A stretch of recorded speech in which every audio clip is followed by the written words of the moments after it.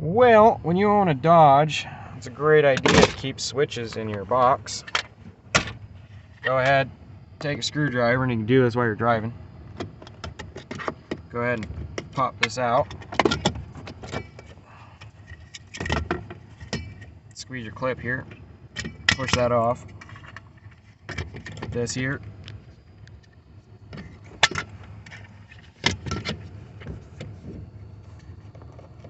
Install said clip.